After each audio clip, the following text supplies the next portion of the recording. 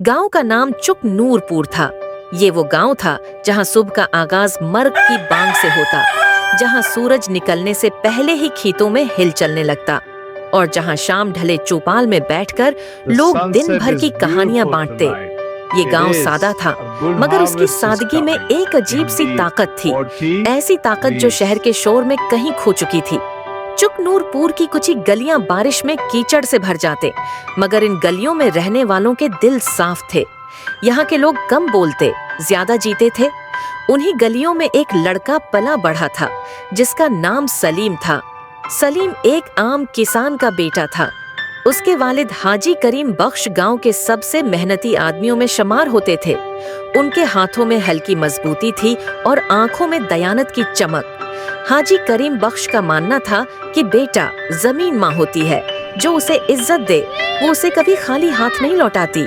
सलीम ने होश संभाला तो खुद को खेतों में भागते, मिट्टी में खेलते और वालिद के साथ फसल बोते पाया।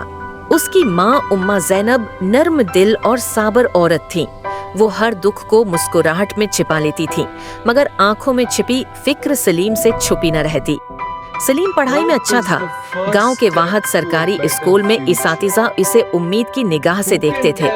मास्टर बशीर अक्सर कहते, ये लड़का अगर शहर जाकर पढ़े तो कुछ बन जाएगा, मगर शहर का नाम सुनते ही हाजी करीम बख्श खामोश हो जाते। वो जानते थे कि शहर ख्वाब भी देता है और अपने साथ अपनों से दूरी भी। वक्त गुजरता गया।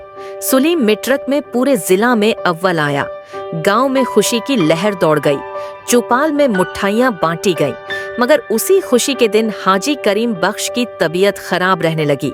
डॉक्टर ने बताया कि अब वो ज्यादा मशक्कत नहीं कर सकते। यहीं से सलीम की जिंदगी ने नया मोड़ लिया। सलीम के सामने दो रास्ते थे, एक शहर जाकर पढ़ाई जारी रखे, दूसरा गांव में रहकर वालिद का सहारा बने। माँ खामोश थी, मगर उनकी खामोशी में दुआएं शामिल थीं। एक रात सलीम खेत के किनारे बैठा मिट्टी को हाथ में लेकर सोचता रहा। यही मिट्टी उसकी पहचान थी, यही मिट्टी उसके बाप की सांसों में बसी थी। आखिरकार उसने फैसला कर लिया। सलीम ने शहर जाने का ख्वाब मुअख्खिर कर दिया। उसने वालिद के साथ खेत संभालना शुरू कर दिए। शुरू में लोग कहते, इतना पढ़ा लिखा लड़का खेतों में जाया हो रहा है, मगर सलीम ने हार ना मानी। उसने किताबों से सीखा, ज़रही रिसाले पढ़े, नई तकनीकें आजमाए। वो मोबाइल पर मौसम का हाल देखता, बीज बेहतर इस्तेमाल करता। गांव वाले पहले हंसते थे, फिर हैरान होने लगे। कुछ ही बरसों में सलीम के खेतों की पैदावार बढ़ गई। वो सिर्फ अपने लिए नहीं, बल्कि पूरे गांव के लिए मिसाल बन गया। इसी दौरान गांव में एक मसला खड़ा हुआ। शहर से एक बड़ी कंपनी आई जो गांव की जमीन खरीदना चाहती थी। बड़े बड़े वादे किए गए, कुछ लोग लालच में आ गए। सलीम ने चौपाल में खड़े होकर कहा, ये जमीन अगर आज बेच दी तो कल हमारी पहचान भी बक जाएगी। उसकी बात में वजन था। उसने लोगों को समझाया कि आर्जी पैसे के बदले मुस्तकिल नुकसान न उठाएं। हाजी करीम बख्श कमजोर थे, मगर बेटे को देखकर उनकी आंखों में फख्र था। कुछ लोग नाराज भी हुए। सलीम को धमकियां मिले, मगर वो डटा रहा। आखिरकार गांव ने इज्तिमाई फैसला किया कि जमीन नहीं बेची जाएगी। ये जीत सलीम की नहीं, पूरे गांव की थी। वक्त के साथ हाजी करीम बख्श का इंतकाल हो गया। सलीम ने बाप को मिट्टी में सौंपते वक्त महसूस किया कि वो उसी मिट्टी का हिस्सा बन गए हैं जिससे वो मोहब्बत करते थे।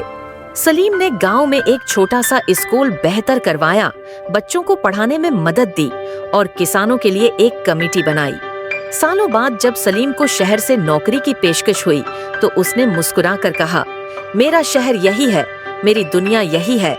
चुक नूरपुर आज भी कच्चा है, मगर मजबूत है। आज भी सुबह मर्ग की बांग से होती है, मगर अब उस बांग में उम्मीद की आवाज शामिल है। और सलीम आज भी शाम को खेतों में चलता है, मिट्टी को हाथ लगाता है और दिल ही दिल में कहता है, मैं कामयाब हूँ क्योंकि मैं अपनी मुट्ठी से जड़ा हूँ।